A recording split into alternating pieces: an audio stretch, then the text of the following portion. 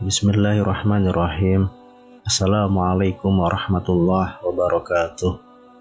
Syukur alhamdulillah kita bisa berjumpa lagi di channel ini. Sholawat dan salam semoga selalu tercurahkan kepada junjungan kita Nabi besar Muhammad SAW. Allahumma sholli ala Sayyidina Muhammad wa ala ali Sayyidina Muhammad.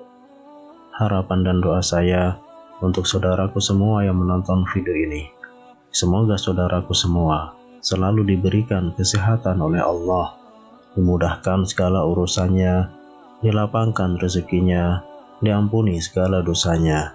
Amin ya rabbal alamin. Sahabat beriman yang dirahmati Allah, Rasulullah SAW adalah manusia yang paling mulia. Tak ada sedikit pun cacat dalam pribadinya. Setiap perkataan, perbuatan dan juga ketetapannya menjadi sunnah sebagai contoh dalam kehidupan umat manusia. Allah SWT memuji Rasulullah SAW dalam Al-Quran surah Al-Ahzab ayat 21, yang artinya, sungguh telah ada pada diri Rasulullah itu suri teladan yang baik bagimu, yaitu bagi orang yang mengharap rahmat Allah dan kedatangan hari kiamat, dan yang banyak mengingat Allah. Quran Surat Al-Ahzab ayat 21.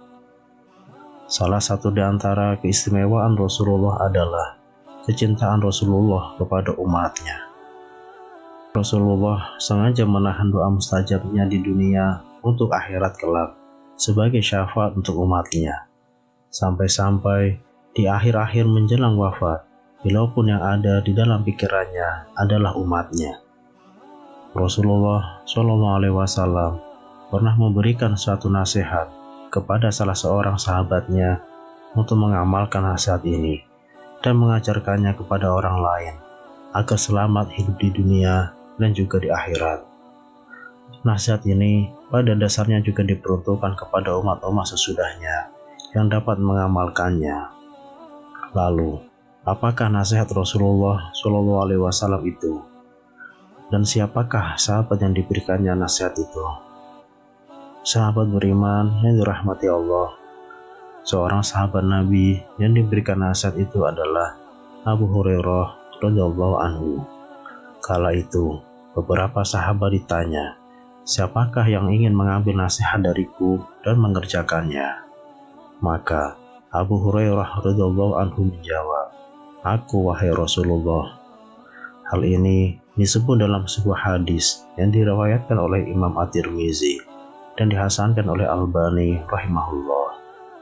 Dari Abu Hurairah radhiyallahu anhu, dia berkata, Rasulullah SAW bersabda, siapa yang mau mengambil kalimat-kalimat itu dariku, lalu mengamalkannya atau mengajarkan pada orang yang mengamalkannya? Abu Hurairah menjawab, saya wahai Rasulullah. Rasulullah meraih tanganku, lalu menyebut 5 hal. Jagalah dirimu dari keharaman-keharaman. Niscaya kamu menjadi orang yang paling beribadah kepada Allah. Ridholah dengan apa yang Allah tentukan untukmu. Niscaya kamu menjadi orang yang kaya. Berbuat baiklah terhadap tetanggamu. Niscaya kamu menjadi seorang mukmin. Cintailah untuk saudaramu seperti yang kau cintai untuk dirimu sendiri. Niscaya kau menjadi orang muslim. Janganlah banyak tertawa, karena banyak tertawa itu bisa mematikan hati. Hadis riwayat Tirmizi. Dari hadis tersebut ada 5 hal yang menjadi nasihat Rasulullah SAW kepada sahabat Abu Hurairah radhiyallahu anhu. Hal ini juga menjadi nasihat bagi kita umatnya agar selamat hingga kelak di akhirat. Yang pertama adalah, jagalah dirimu dari keharaman-keharaman. Niscaya kamu menjadi orang yang paling beribadah kepada Allah. Pesan pertama adalah meninggalkan yang diharamkan oleh Allah Subhanahu wa Ta'ala. Ternyata, untuk menjadi orang yang paling beribadah kepada Allah adalah dengan cara meninggalkan keharaman. Hal ini karena sesuatu yang haram apabila kita lakukan akan membuat hati menjadi hitam dan kelam. Ketika hati kita sudah hitam dan kelam, maka ibadah pun menjadi berat atas kita. Maka dari itu, orang yang paling mudah beribadah adalah orang yang paling bersih hatinya. Semakin hati seorang hamba bersih dari maksiat, maka semakin mudah baginya untuk melaksanakan perintah-perintah Allah dan menjalankan ibadah kepada Allah Subhanahu wa Ta'ala. Allah Subhanahu wa Ta'ala telah memberikan kunci agar kita dapat terhindar dari perbuatan keji dan mungkar, yaitu dengan mengerjakan sholat dengan benar. Hal ini sebagaimana termaktub dalam Al-Quran. Allah Subhanahu wa Ta'ala berfirman, "Bacalah kitab Al-Quran yang telah diwahyukan kepadamu Muhammad, dan laksanakanlah sholat. Sesungguhnya sholat itu mencegah dari perbuatan keji dan mungkar. Dan ketahuilah, mengingat Allah atau sholat itu lebih besar keutamaannya dari ibadah yang lain. Allah mengetahui apa yang kamu kerjakan." Quran Surah Al-Ankabut ayat 45. Yang kedua, ridholah dengan apa yang Allah tentukan untukmu. Niscaya kamu menjadi orang terkaya. Pesan selanjutnya adalah agar selalu ridho terhadap ketentuan Allah Subhanahu wa Ta'ala. Kaya yang dimaksud dalam pesan Rasulullah ini bukan hanya kaya harta, karena hakikat kekayaan bukanlah kaya harta, melainkan kaya hati. Rasulullah Shallallahu Alaihi Wasallam bersabda, "Bukanlah kekayaan itu karena banyaknya harta, akan tetapi kekayaan itu adalah kaya hati." Hadis riwayat Ibnu Majah. Orang yang kaya hati adalah orang yang paling qanaah. Ia selalu merasa puas dengan apa yang Allah berikan kepadanya. Orang yang kaya hati adalah orang yang tidak akan pernah merasa iri dan dengki kepada orang yang diberikan oleh Allah nikmat yang lebih darinya. Orang yang kaya hati adalah orang yang selalu bersyukur walaupun Allah berikan sedikit kepadanya. Orang yang kaya hati adalah orang yang selalu melihat ke bawah untuk urusan dunia dan melihat ke atas untuk urusan akhirat. Ridho kepada ketentuan Allah merupakan sesuatu keharusan, dan sesungguhnya itulah yang terbaik bagi kita. Allah SWT berfirman, "Boleh jadi kamu tidak menyenangi sesuatu, padahal itu baik bagimu, dan boleh jadi kamu menyukai sesuatu, padahal itu tidak baik bagimu. Allah mengetahui, sedang kamu tidak mengetahui."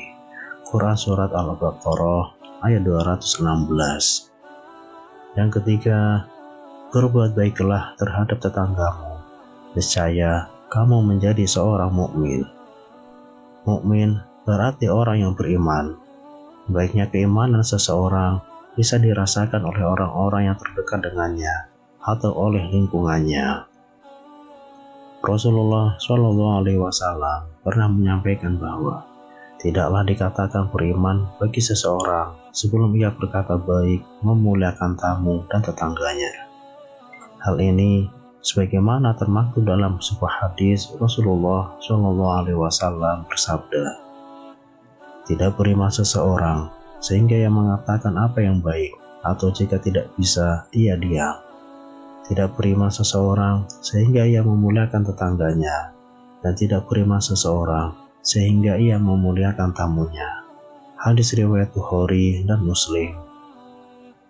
Kemudian yang keempat, cintailah untuk saudaramu seperti kamu mencintai dirimu sendiri.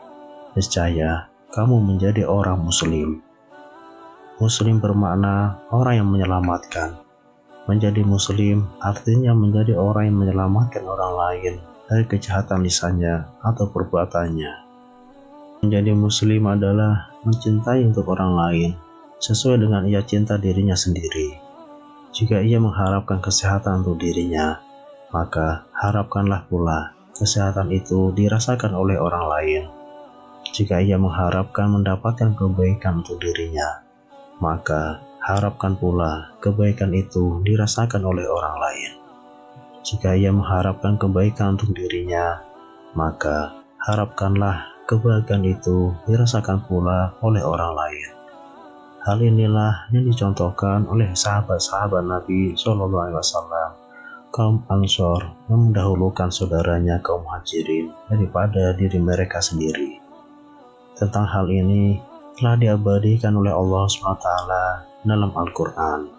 Allah SWT berfirman, yang artinya, dan orang-orang Ansor yang telah menempati kota Madinah dan telah beriman sebelum kedatangan mereka Muhajirin.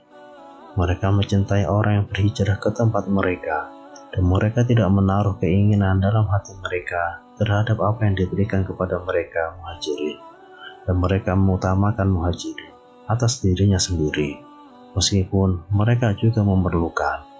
Dan siapa yang dijaga dirinya dari kekikiran, maka mereka itulah orang-orang yang beruntung. Quran Surat Al-Hasyr ayat 9. Kemudian yang kelima, jangan banyak tertawa, karena banyak tertawa itu bisa mematikan hati.